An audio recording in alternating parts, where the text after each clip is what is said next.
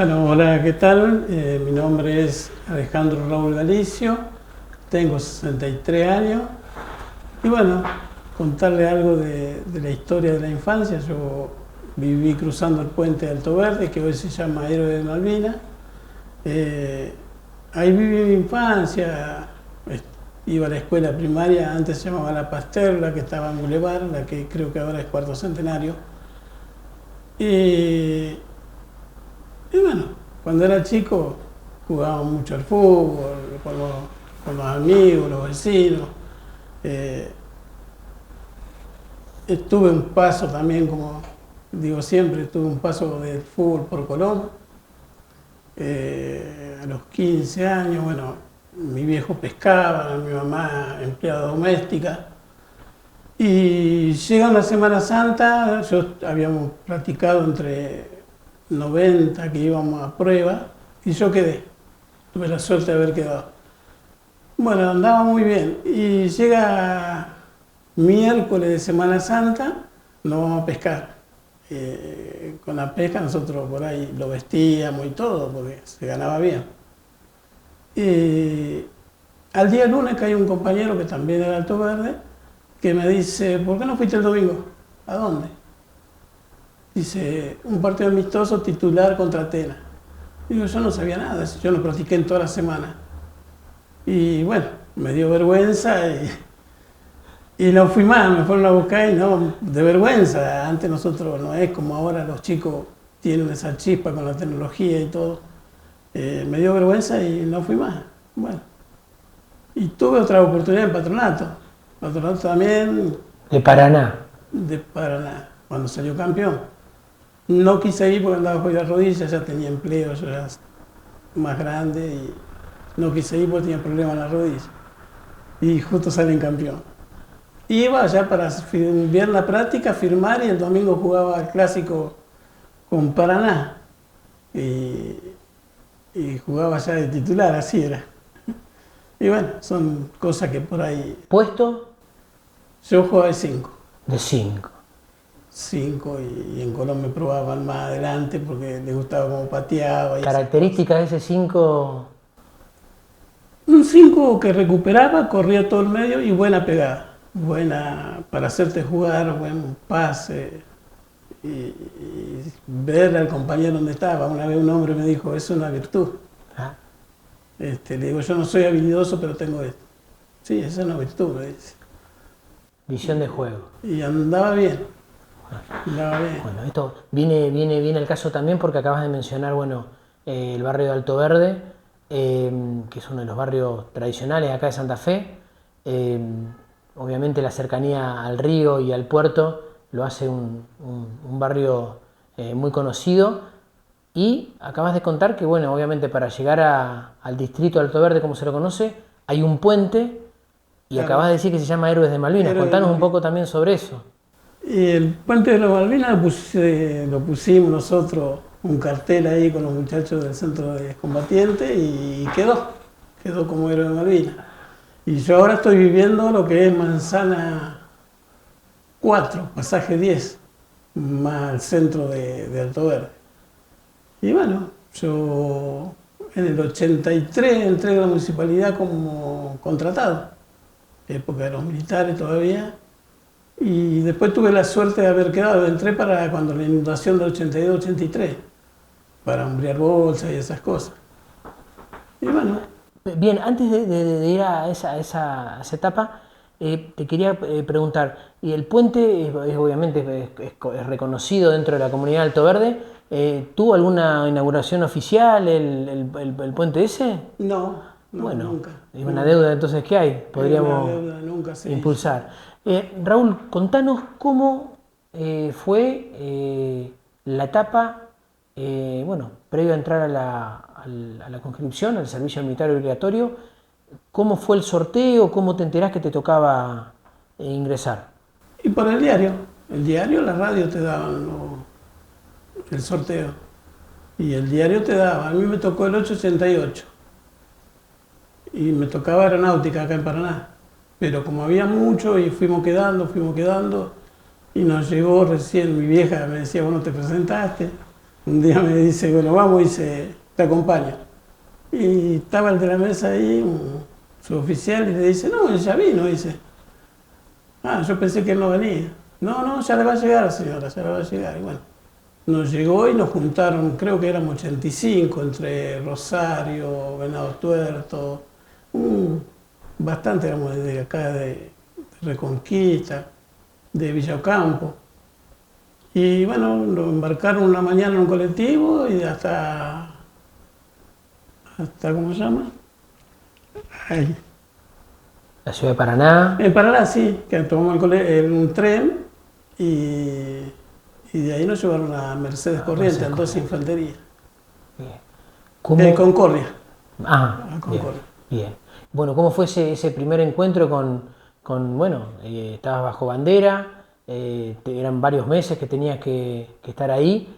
¿Cómo te trató ese primer tiempo de adaptación? Nosotros tuvimos una semana vestido de civil porque no había ropa.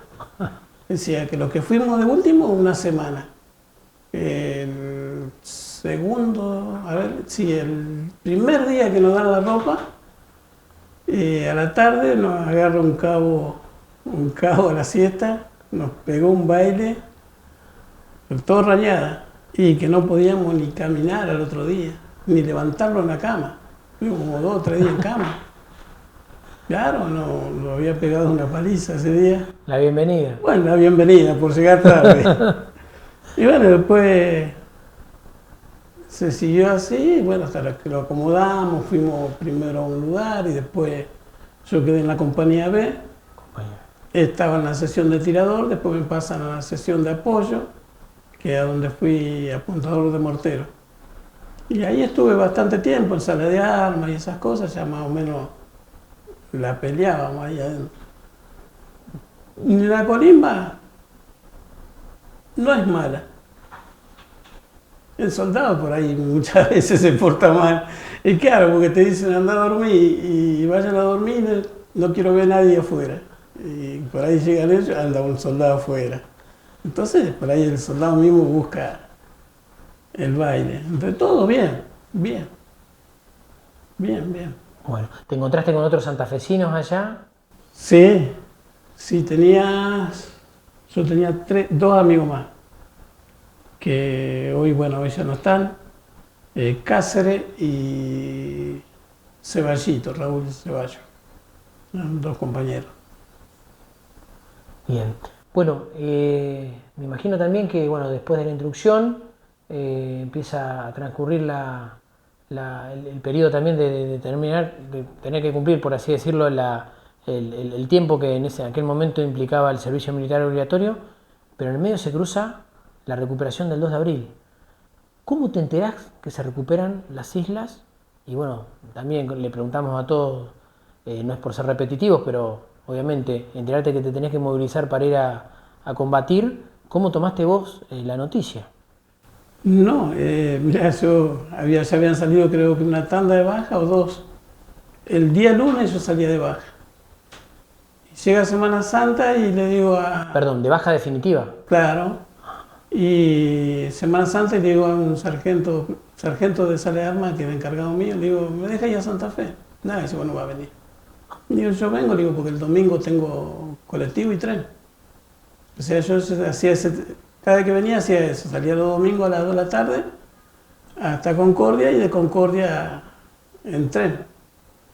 Y llegaba a 4 de la mañana y ahí caminábamos hasta el ejército, tenía como 1 hora y algo caminando, de madrugada. Y me dice, bueno, tanto que le insistí, me dice, bueno, vaya, pero no falte, no. Y había un compañero, Sosa, de Quitilipi. Galicio dice, vamos a conocer mi familia.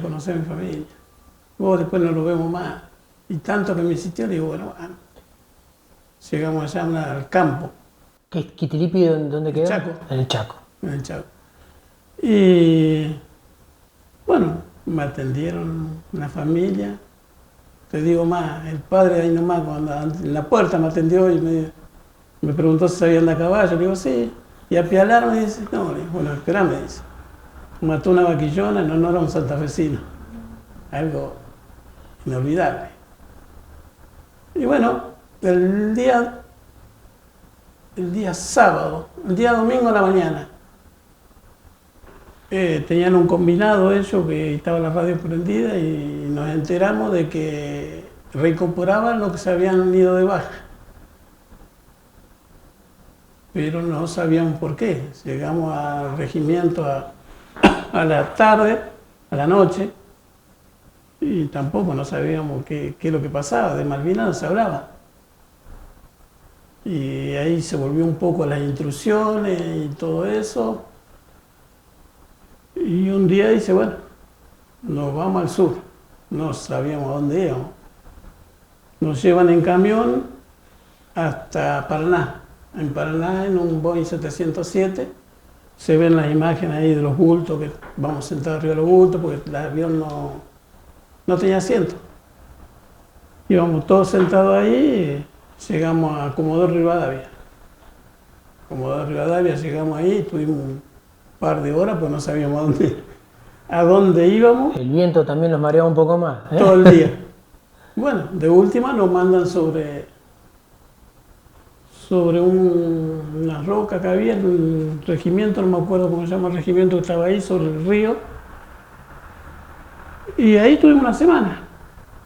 Y después llegó una noche, un día que dijeron, a la noche viajamos nosotros, cruzamos a Malvinas. Ahí fue... ¿Tu reacción? Ahí fue... No entendíamos nada. No, la verdad no entendíamos nada. Llegó en un vuelo austral de 45 pasajeros, la sesión de apoyo nomás iba. Y llegamos 1:30, 2:45 de la mañana a Puerto Argentino. No se veía absolutamente nada, no sabíamos qué hacer. Estábamos parados donde paró el avión ahí y bueno, dice, busquemos el cerro. Buscamos un cerro así y nos quedamos hasta el otro día. Ya caía aguanieve, ya... Y bueno, y yo empecé en lo oscuro a caminar, encontré una zanja que había, abrí el poncho, puse el bulto abajo y el armamento al costado y y me metí. Y así permanecí seco hasta el otro día. Un frío, me imagino. Y esas son las experiencias de la isla. Y bueno, y los demás estaban todos mojados. Y al otro día nos llevan a Montesquieu. Ahí estuvimos una semana hasta que pasara todo esto, antes que pasara que vinieran los ingleses. Andábamos en rotación porque estábamos en custodia de los helicópteros, así que andábamos paseando por toda cada 24 horas hacíamos rotación. Y cada 24 horas hacer pozo de zorro y continuamente. ¿Cómo era esto de ustedes que seguían a los helicópteros? Claro, los helicópteros transportaban, incluso cuando vino el Papa a la Argentina, lo voltean esos 3 helicópteros. Nosotros estábamos ahí a las 8 de la mañana. Eso en Montequén, ustedes presencian todo eso en Montequén. En Montequén, creo que era un protagonista. Sí, porque no me acuerdo bien. Sí, no importa. Contanos sobre eso, cómo... Y eso hubo un cese de fuego cuando vino el Papa a la Argentina. Entonces ordenaron todo descansar, quedaban las guardias nomás, y nosotros en la carpita dormíamos 3 por el frío que hacía, boca arriba los 3. Y por ahí dice un compañero, ¿escuché un avión? Sí, dijimos. Segundo tardó para dar vuelta al cerro y bombardea uno de los helicópteros. Eran 2 aviones. Cuando quisimos salir de la carpa, nos reíamos porque quisimos salir los 3 juntos, nos salíamos. Y salíamos de a uno, y cada vez que salíamos ya estaban de vuelta los aviones. Y en eso salgo yo a un pozo de zorro y me dice el sargento, me olvidé los cargadores. Lo busco. No, dice, usted está loco. Yo lo busco. Y claro, yo usaba 45, así que no, una 11.25. Así que corro hasta la carpa y me meto a la carpa y cuando me meto ya venían de vuelta. Así que esperaba que vinieran y volví a salir. Y ahí fue dando un cabo, mi cabo le tiraba con el FAP de cañón, que tiene bala trasante, apoyado acá en la cintura. En una ráfaga que le tira la segunda vuelta, tercera, le pegó a una. No, dice que le iba a pegar, sí, le pegó. Cuando da vuelta así, se ve que va largando humo. Y la otra lo sigue. Claro. Y bueno, esa mañana nos voltean los 3 helicópteros ahí abajo. Ustedes vieron todo, nosotros. claro. Y fíjate, yo hoy comentaba de la clase 63, que tenía menos experiencia que nosotros, un mes. Y los suboficiales de nosotros tampoco conocían los aviones como nosotros, los aviones de ellos. Bajan temprano para buscar agua para hacer mate cocido, se hacía en una cocina que teníamos allá abajo. Y un sargento primero le dice saludar. Avión argentino, no era avión argentino. Le empezaron a tirar. De nuevo. Y un soldado que era 63 miraba el avión y tiraba para abajo, asustado, Claro. el miedo, poca intrusión. Y bueno, fue un compañero que le pegó, tuvo que pegar una piña para sacarle el fusil. Y son cosas que después... O sea, ustedes donde estaban, ahí todas estas cosas que me estás contando que se desarrollan son en Montequén todavía. En Montesquén. En Montequén. Sí. O sea, sufrían permanentemente el bombardeo de los aviones británicos. Y nosotros sí, porque andábamos en custodia, o sea, te buscaban Claro. continuamente. Ah, ustedes los hacían rotar. Nos hacían rotar. Ah, Después bien. anduvimos por Montelondon y de última, en el último, que ahí sí sentí mucho miedo, fue cuando nos llevaban a las Dos Hermanas. Monte dos Hermanos. En las Dos Hermanas, el helicóptero Chinún, esos dobles hélices, volaban a 1,5 metros de... Y bueno, nos meten todo ahí. Yo era el último que iba parado en la puerta, con la puerta, la rampa que tienen abierta. Y el helicóptero iba haciendo esa, y yo pensaba, digo yo, "Uy, si cae un proyectil acá, Claro. quedamos enlatados, no tenemos defensa. Lo único que quedaba era tirarte que iba... Y bueno, ahí tuvimos las Dos Hermanas y después de las Dos Hermanas teníamos que entrar a Puerto Darwin. Las Dos Hermanas es una isla hermosa. Pues se puede ir por adentro. Ajá. Y en la mitad de una de la que yo subí, tiene como un balcón que se ve un panorama hermoso. Impresionante. ¿Tiene salida hacia el mar? Tiene una vista, sí, tiene una vista hacia todo el panorama, lo que es una parte de Malvinas, es una cosa, es una locura. Y por adentro pues, va haciendo como si fuera una escalera, pero todo así. Es algo hermoso. Así que bueno, se trasladan después de Monte Dos Hermanas hasta Darwin. A Darwin teníamos que entrar, no recuerdo, creo que fue cerca del mediodía. Nos bombardean, calculo que yo en segundo, en 2 pasos me tiraba 3 veces. Porque sentí el proyectil de cañón, lo sentí cuando silba. Y por ahí vos mirabas y pegaban al lago, por ahí pegaban más, por ahí pasaban. Así que la compañía iba en fila indio. En la primera, en la cabecera, digamos, un cabo lucero le dice al soldado que el segundo mortero le dice, el soldado le ayuda a llevar el tubo cañón. Se calza el tubo cañón del mortero en el cuello y cae un proyectil de cañón cerca, la esquirla le pega en el tubo cañón y se le mete en el hombro, que si no hubiese tenido el cañón, no sé, lo mata. Y ahí fue cuando el cabo primero Ramírez me dice, hágase cargo de él, la sesión mía, de la sesión nuestra, del mortero nuestro. Bueno, empezamos a correr y ahí cada 3 pasos al suelo y esperando. Hasta que llegamos al otro lado de un pequeño cerro que había, entonces ahí ya no lo podían tirar, o sea, pasan de largo.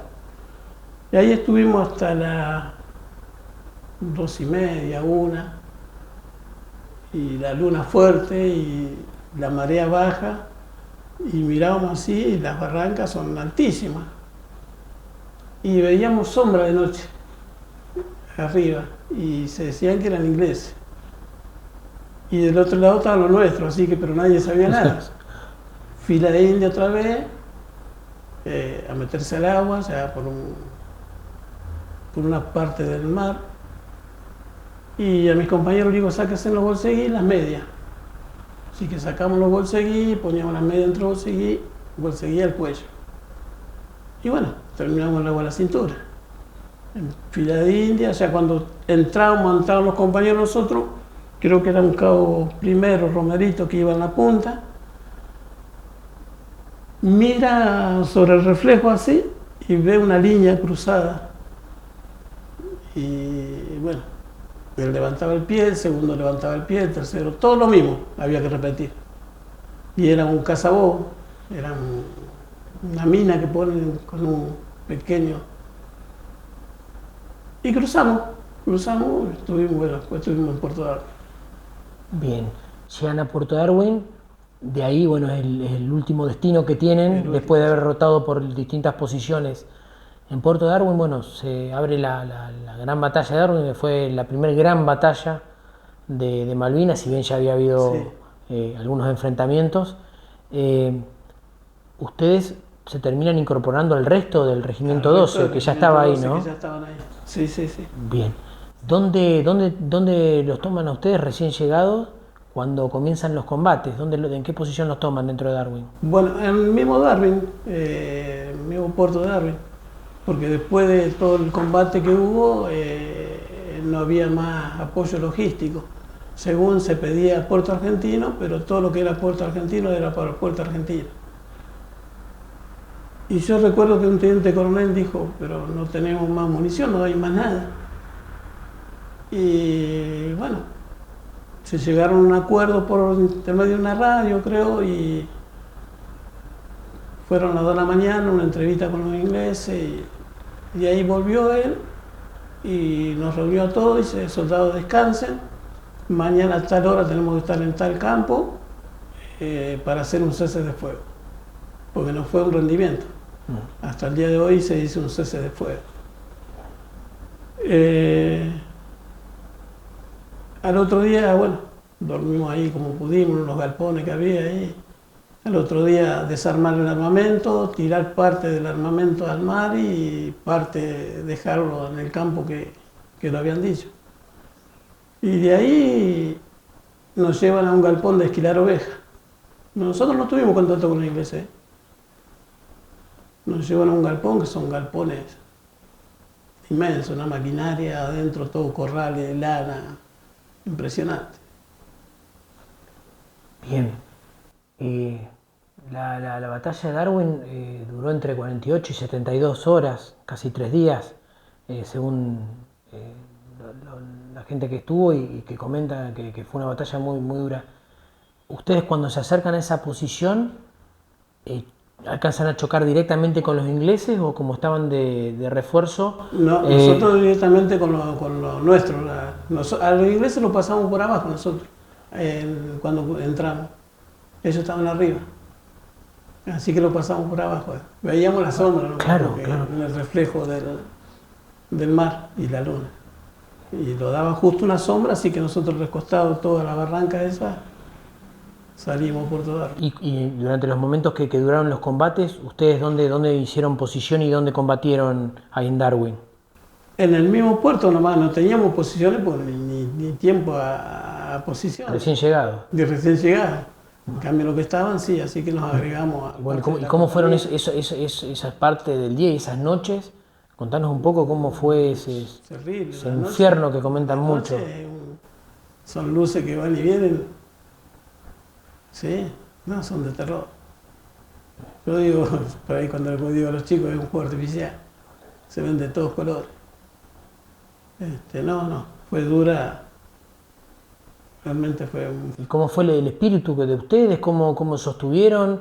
Nadie reacciona igual a otro, pero bueno, ¿cómo se mantuvieron como equipo? Porque ustedes venían también de derrotar de un montón de lugares. Recién asentado y chocarse de frente con el combate. Por ahí de 5 minutos, como yo decía, rezar, pedir que vamos a estar. Y había un compañero que me decía, no, en cualquier momento. Bueno, le pasó también un compañero de carpa. ¿Tuvieron caídos dentro de la selección de ustedes? Sí, tuvieron. Y bueno, ahí el tema es que vos, una vez que se empieza la guerra, vos tenés que decir acá, matá o morí, o tirá o te tiran, no hay vuelta, no hay vuelta que darle. Por eso por ahí uno no cuenta mucho, pero es duro. Durísimo. Allí, bueno, tuvieron bajas dentro del grupo que habían ido rotando de posición en posición y estaban recién llegados y se topan con ese enfrentamiento que fue infernal, según Infernal. comentan los que estuvieron. Fue duro. Bueno, obviamente vos sos protagonista de esos días. Yo digo, yo por ahí me dicen, ¿vos crees en el destino? Sí. Fíjate que nosotros estando prisioneros, habían todo el sobrante de munición y todo amontonado justo en la puerta donde nosotros estábamos prisioneros. Y bueno, sacan lo más grandote para llevar todas esas municiones a un galpón que estaba al lado de la iglesia, porque así donde estábamos nosotros estaba la iglesia. Y bueno, yo iba con otro compañero acarreando. Por ahí va un cabo primero de Córdoba, creo que era, y me dice, ¿usted soldado, venga?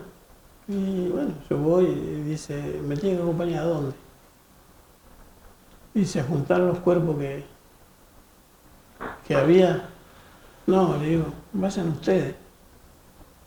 Sí, pero soldado, yo le digo porque usted no es más grande que hay, dice, por físico y qué sé yo. Y otro compañero, vamos Gali. Bueno, vamos. Nos íbamos en un tractor con una chata sin baranda y me acuerdo que íbamos cerca de un campo y bueno, juntábamos los cuerpos ahí, lo que había, digamos, y los cargábamos en la chata y los llevábamos cerca de las bahías y ahí en una de las posiciones que estaba cerca de una bahía estaban los burgas. Y practicaban, le tiraban a los lobos marinos, le tiraban. Y bueno, nosotros dejamos los cuerpos, volvimos. Cuando volvemos, no entendíamos nada, estaba todo desparramado. Y dijimos nosotros un ataque a un avión. Y no, era que en uno de los cajones abajo de la munición había una mina. Al levantar, explotó. Sí, estaba todo en llama y nosotros no entendíamos nada porque no habíamos escuchado, se ve que estábamos bastante lejos nosotros. ¿Ustedes habían estado minutos antes ahí? Sí, como yo digo, cosas del destino, me podía haber pasado a no ir. Y vi esos dos cuerpos que estaban ahí, y ya quemados total, se encogen, cuando se quema se encogen y balanceaba todavía el cuerpo, pero ya quemado totalmente. Y por eso uno por ahí dice el destino de cada uno. Bueno, les toca caer prisioneros, están en estos lugares donde estaban las ovejas, en estos una especie de depósitos, corrales. Claro, donde esquilaban las ovejas, sí. Amontonan la lana, y ahí estuvimos 12 días. 12 días, bueno, los rancheros nuestros nos cocinaban, nos merendábamos, todo, comíamos. Cuando estuvimos adentro, bien. Ellos hacían guardia nada más que por fuera. Nosotros no teníamos contacto con los ingleses. Y una vez que, bueno, obviamente Darwin y Pradera de Ganso fueron los últimos días de mayo, los combates, ustedes son los primeros, por así decirlo, que son prisioneros, son devueltos al continente. ¿Cómo es el regreso ese hacia el continente? ¿En qué se vuelven? ¿Dónde paran? Nosotros el primer día nos llevan a una cámara frigorífica que estaba cerca del mar. Había dos misiles, uno creo que era de 250 kilos, el otro 250 que no habían explotado. Estaban puestos con bolsa y nosotros, no sé, la cámara era grande, la cámara frigorífica. No andaba, pero hacía un calor que lo tuvimos que sacar toda la ropa para aguantar ahí adentro hasta el otro día, uno al lado de otro. Y era impresionante. Y bueno, después se decía que esos con el calor humano podían haber explotado. Lo que decían después. Bombas gigantes eran, Son cosas que tiran. Una mañana sentimos el silbido de algo que venía cayendo y era tirando cuerpo a tierra uno arriba de otro.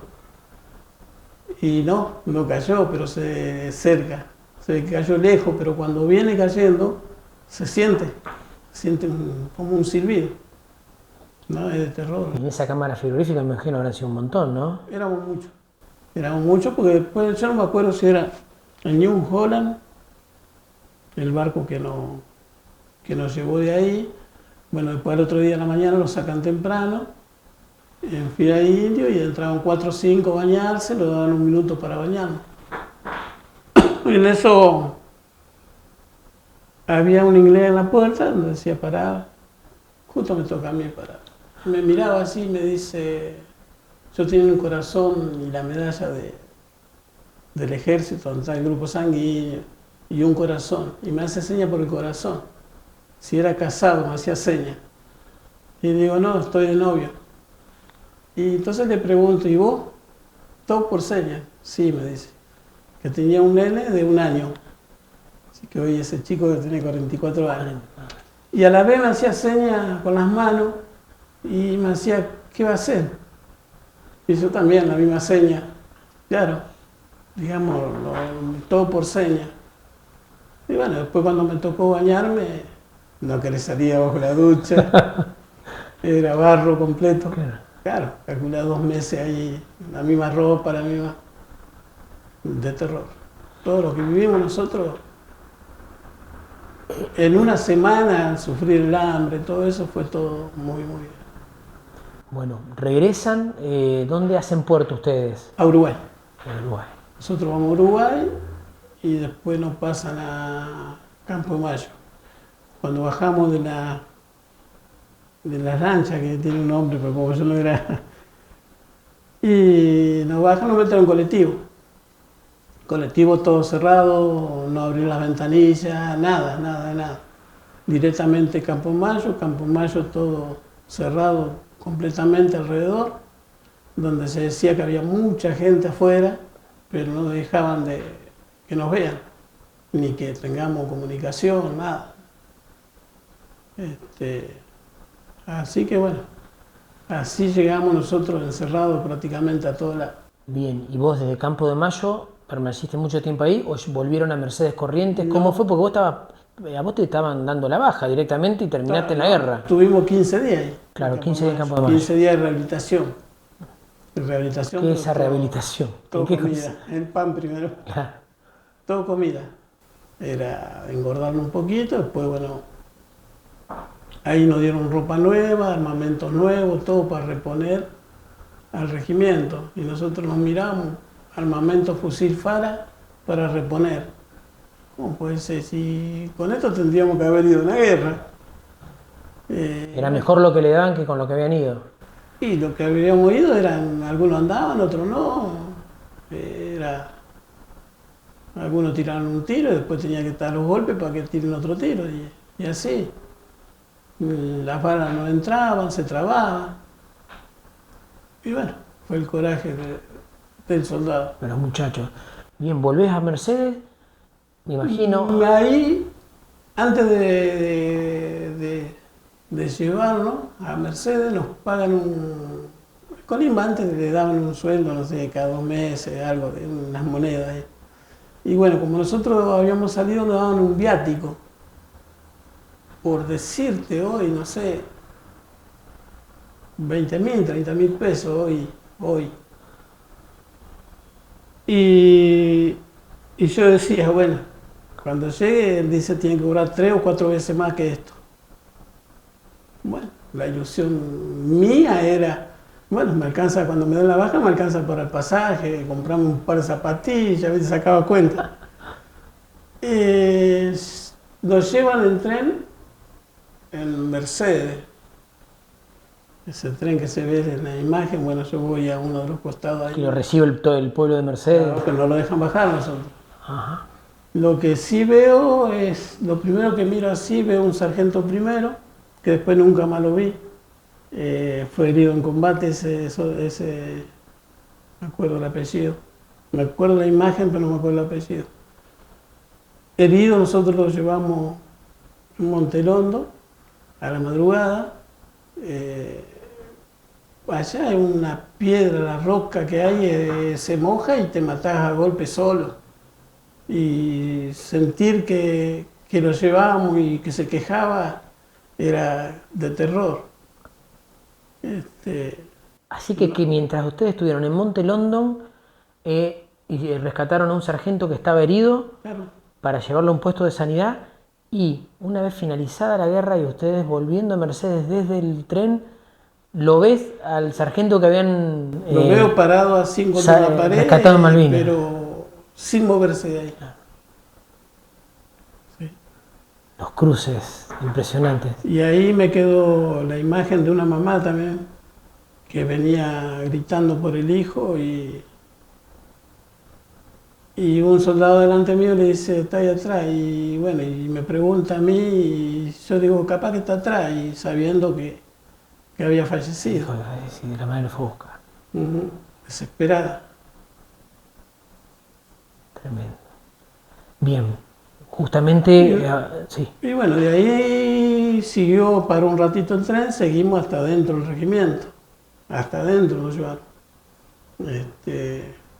Donde ahí nos hacen tirar la mayoría de las pertenencias que teníamos. Y bueno, quedamos otro, me acuerdo si un mes más o dos, no me acuerdo. Viene la baja. ¿Cuándo lográs comunicarte con tu familia diciéndole que bueno, que habías regresado vivo? ¿Cuál fue el primer contacto que tuviste con En Campo Mayo. En Campo? Un cabo primero Romero me dice, Galicia, ¿usted le avisó a su familia? ¿Y cómo le voy a avisar si no tengo con qué? Y bueno, agarra y me dice, venga conmigo. Me da una tira de cabo, usted sígame, porque todos los teléfonos que había era para los oficiales y suboficiales, todo, nada para el soldado. O sea, una sala era un teléfono al lado de otro, no sé la cantidad que había de teléfono. Era el teléfono que se discaba, teléfono negro, todo. Y usted sígame, póngase esta tira. Así que me fui y bueno, que saludaba, le hacía la veña y pasaba y encontramos un teléfono y de ahí llamo al trabajo de mi mamá, que era empleada doméstica, y llamo, me atiende la patrona y le aviso que era yo. Y bueno, la patrona empieza los gritos y dice, Martina, Martina. Y bueno. Ese fue me imagino, se comunicaron pero no han podido hablar de la emoción. Fue tremendo, me imagino. Bueno, cuando uno es joven, viste, por ahí supera. Y lo Sí, pero tu vieja, dije, sí, lo primero que le dije, estoy de vuelta.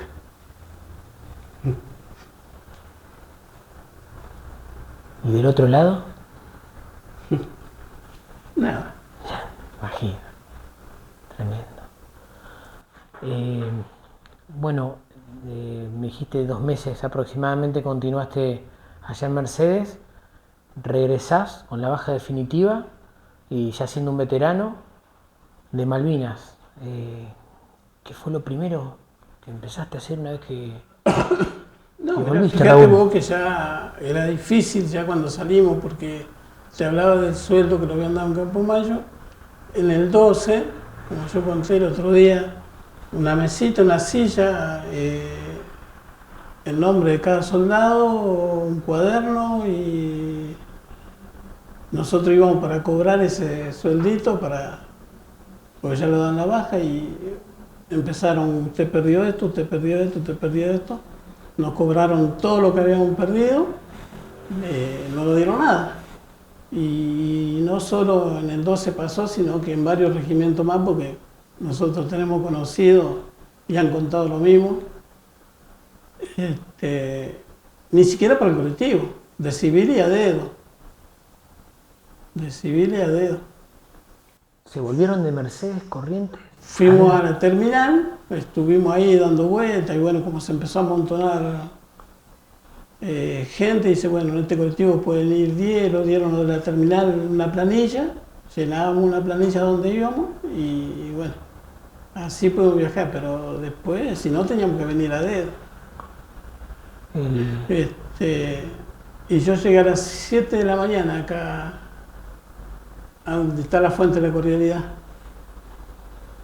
Y ahí encontré un vecino que me saludaba y bueno, después seguí caminando y llegué a casa. Y obviamente me imagino que en Alto Verde sabían todo que había estado en Malvinas. Y después, claro, yo estaba acá a la entrada, vivía acá a la entrada, y los domingos cuando íbamos había gente que me preguntaba si había estado en Malvinas, y sí, yo le decía que sí, nada más que eso, porque realmente quería olvidar todo, todo, y mi familia jamás me preguntó nada, ni los amigos, nada, vamos a la pelota, vamos para allá, vamos. Entonces uno más o menos se va olvidando. Tal es así que me había olvidado de los nombres que estuvieron conmigo en la carpa, y de un montón. Y la mayoría de Corrientes y el Chaco. Y bueno, yo después de 20 y pico años hacer una movida al ex regimiento de Infantería 12, y fuimos con otros amigos.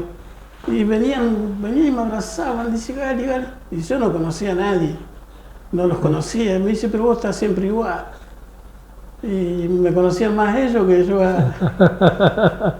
Te hicieron quedar mal. Y ahí empecé, después ya viajé un par de veces más y empecé más o menos. Y entonces Horacio López me dice, pero no te acuerdas que dormíamos juntos.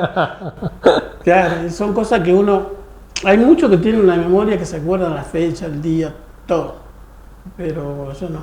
Yo quise olvidar un poco y después de 20 años volver a hablar de Malvinas, animarme a hablar de Malvinas en la escuela, en algún reportaje. Era difícil, como lo es hoy también. Seguro, seguro, seguro. Por eso agradecemos muchísimo que cada vez que los convocamos para que para que cuenten su experiencia y nos den su testimonio, sabemos que es una reafirmación de un montón de cosas y lo agradecemos también. Y este es el objetivo de Voces de Malvinas, justamente.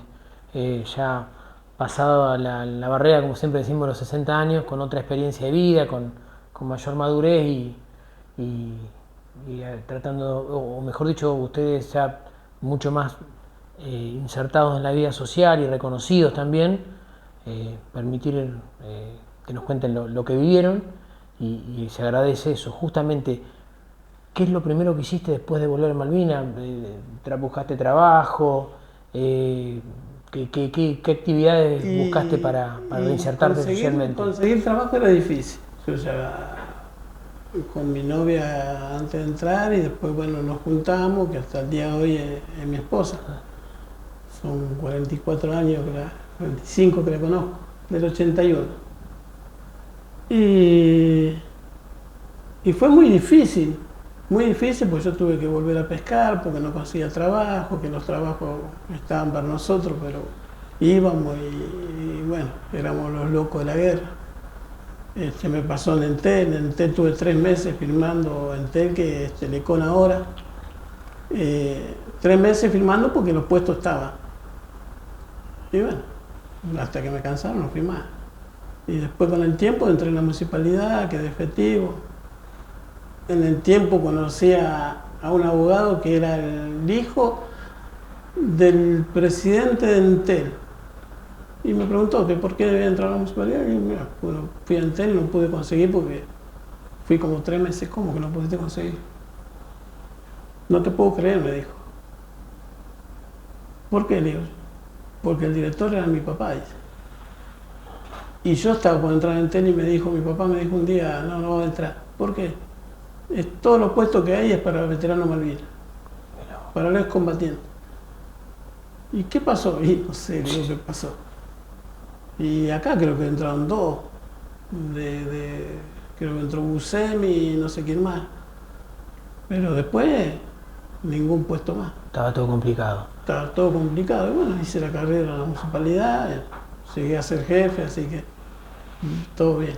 La municipalidad es la ciudad de Santa Fe. De la ciudad de Santa Fe. Bien, y trabajaba en la delegación de Alto Verde. Claro. Trabajaba en Alto Verde. Claro. Y bueno, hablando de Alto Verde, hoy por hoy en Alto Verde soy conocido, si bien me conocían siempre, soy conocido como veterano de Malvinas. Doy fe de eso. Porque voy a la escuela, voy... Bueno, contanos un poco también eso de... hoy hablábamos que a veces uno le había costado contarle hasta a la propia familia lo que había vivido. Hoy ustedes, en base a ese reconocimiento y también el proceso personal que pudieron llevar adelante, que no es el de todos, muchos hoy siguen se ven impedidos de poder hablar, de expresar sus emociones, pero bueno, el caso tuyo y de varios compañeros más van a las escuelas. ¿Qué es lo que recibís, qué es lo que notás cada vez que vas a dar una charla sobre Malvinas por parte de los alumnos, las alumnas y los docentes? ¿Qué es lo que se llevan ustedes? Bueno, mira, nosotros con los alumnos por ahí hemos ido a escuelas donde la maestra o el maestro dice, mira que son terribles. Y sin embargo nosotros entramos a dar una charla y hay un silencio y preguntan. Los chicos preguntan, tanto sean los chiquitos hasta los grandes, preguntan bastante. Y nos da satisfacción porque más de una maestra nos ha dicho, usted tendría que venir siempre. Tendría que venir Se todos portan los bien días. con ustedes. Claro, me tocó en la secundaria la semana pasada de Alto Verde, donde, bueno, el micrófono no andaba y bueno, cuando me tocó a mí empecé a hablar y eran los chicos de secundaria y me dice la maestra, no puedo creer, no lo puedo creer el silencio que hay. Y porque le preguntó a otra maestra si se escuchaba al fondo, lo más bien dice sí, están todos, dice, en silencio. Atención. Y así nos pasó el otro día con Ojeda acá en la Almirante Brown también, que hay muchos chicos. No, por lo menos nosotros en la escuela hasta ahora lo va bien. Y siempre buscamos ir 2 o 3 porque hay cosas que por ahí preguntan los chicos que son, y son profundas las preguntas y bueno, por ahí se quiebra uno, empieza el otro, entonces acostumbramos ahí lo que somos de tierra. Se hacen el aguante. Uh-huh. Bien. Bueno, esta entrevista también tiene que ver con dejar cosas a futuro. La base de ese legado a futuro es la propia experiencia de vida de ustedes y lo que nos cuentan. Por eso hablábamos hoy de lo que se agradece que den un paso al frente, como se dice en términos militares, y hoy estén dando su testimonio. ¿Qué es lo que vos quisieras dejar como mensaje, sabiendo que esto, bueno, primero se va a ver no solamente acá en la ciudad de Santa Fe, sino en todo el país? Voces de Malvinas tiene una red federal que justamente busca integrar la experiencia de todos los veteranos del país a través de su canal de YouTube y también a través de lo que es el Archivo General de la Nación, porque este testimonio queda preservado para la eternidad del pueblo de la nación argentina, sí, a través de su Archivo General. ¿Qué te gustaría dejar como mensaje de lo que significa Malvinas, en tu caso como veterano de guerra y también para nuestra soberanía nacional?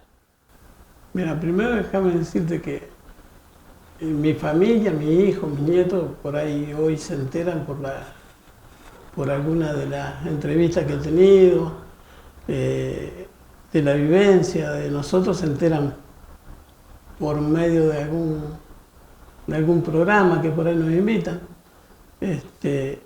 Y dejarle a los chicos, como nosotros siempre decimos, que estudien, que sean alguien en la vida, que lleven el caso de Malvinas lo más profundo como lo tenemos nosotros. Por eso nosotros hacemos charlas, hacemos cualquier cosa para malvinizar. Yo creo y pensamos nosotros que algún día va a ser una materia en la escuela también lo de Malvinas, que por ahí puede llegar a tener un avance todo eso. Y bueno, ojalá algún día recuperemos nuestra tierra con la vía diplomática, ¿no es cierto? No como una guerra, como me preguntaban otro día, ¿iría una guerra como esta? No. Totalmente mal desde entrada. Vos calculás que estamos a 45 minutos de Comodoro y no tener para comer eso. Entonces, una guerra así no. Nosotros hubiésemos estado una semana más y morimos de frío, porque empezó a nevar más fuerte. Entonces, por eso por ahí le digo que los chicos estudien, que aprendan, que no dejen de estudiar y ser alguien el día de mañana. Bueno, antes de ir cerrando esta entrevista y agradecerte enormemente por tu tiempo y tu experiencia de vida y de confiarla al proyecto Voces de Malvinas, contanos, trajiste objetos, obviamente, relacionados a la guerra. Que eran mías. Esta, por ejemplo, una Biblia que nos daban en Comodoro Rivadavia, yo le había puesto, le había cosido, todavía está la costura, y venía dentro de esta bolsita. Bien. Está escrito mi apellido ahí, y está la bolsita. ¿Esa Biblia te acompañó durante tus días en Malvinas? Durante mi día de Malvinas, sí, fue lo único que no perdí porque teníamos. Y esta era una de las remeras, la ballenera, le decían, una de las que iban abajo. Uno parece que no cubre nada, pues en realidad me decía, ¿qué cubre esto? Pero en realidad calienta, son bárbaras. Este casquete cuando lo vinimos de baja era de mi amigo, que alcanzamos a sacar, Jorge Ceballos. Raúl Ceballos, perdón, Ceballito.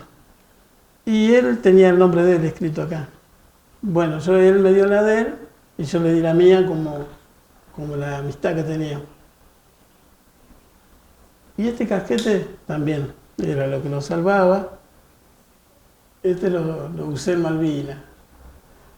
¿Cómo lo saqué todo esto? Porque nosotros llegamos y nos sacaban todo.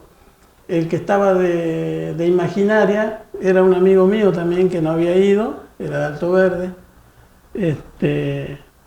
Era desertor y después se presentó y bueno, quedó de guardia. Pero él se presentó.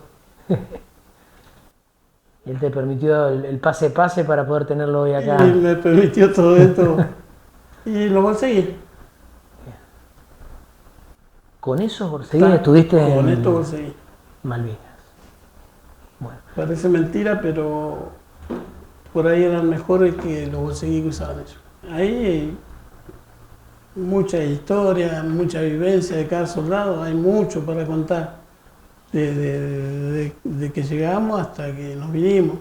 Pero bueno. ¿Alguna que vos consideres que quedó en el tintero y para cerrar la entrevista quieras contarla porque sentís que merece ser...? No, por ahí te voy a contar una anécdota que por ahí los compañeros de ahora acá en el centro me dicen, contá esa de la frutita. Yo siempre cuento, antes que pasara, que llegaron los ingleses, nosotros estábamos todos sentados en un solcito que había medio pálido. Y así en una carpa estaba sentado un cabo primero, Ramírez. Y me llama, Galicia, venga. Sí, mi cabo primero. Voy y me dice, fíjese ese pájaro, ¿qué come? Y no sé, le digo, vamos a mirar. Estaba como a 15 metros de él. Era un tipo el zorzal. Y fui, probé una frutita que estaba ahí, eran agrias. Y digo, no, esto no es. Bajé en la roca así. Pruebo otra que era dulce, era como la fruta de la granada, igual. Y bueno, con eso hacíamos, lo hervíamos, le echábamos un poquito de azúcar y hacíamos dulce. Era una cosa rica. ¿Qué planta era? No sé. Sí, no sabe, no te olvides de Pero para el hambre no hay pan duro. Dice. Totalmente. Así que bueno, nos hizo zafar en ese momento del hambre. Y no solo a nosotros, a la compañía. Pero ustedes fueron los primeros que probaron. Sí, sí, exactamente. Hubiera podido salir Pato Gallareta, como se dice. Estábamos jugados.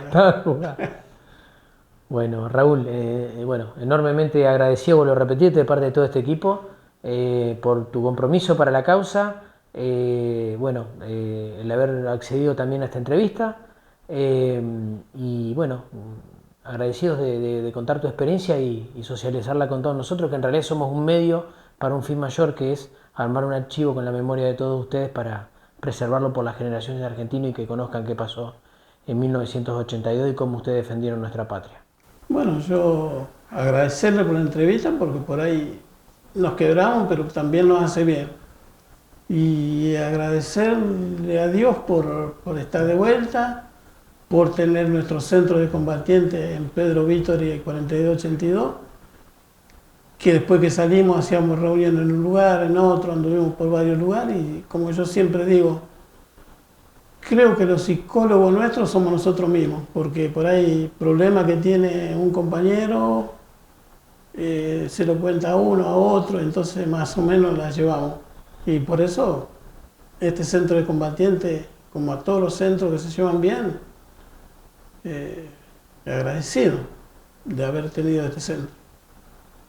porque es lo que le ayuda. Por ahí hoy estoy acá y digo, mañana me voy a dar una vuelta al centro, converso un rato y después me vuelvo a mi casa. Pero siempre estamos en contacto con los compañeros. Un reconocimiento también entonces para el Centro de Ex Soldados Combatientes de Malvinas de Santa Fe. Y bueno, han sido grandes embajadores y por suerte vienen participando en Voces de Malvinas y la idea es llegar al resto de tus camaradas que todavía no dieron su testimonio. Y bueno, vuelvo a repetirte, muy agradecidos desde el equipo. Gracias a ustedes.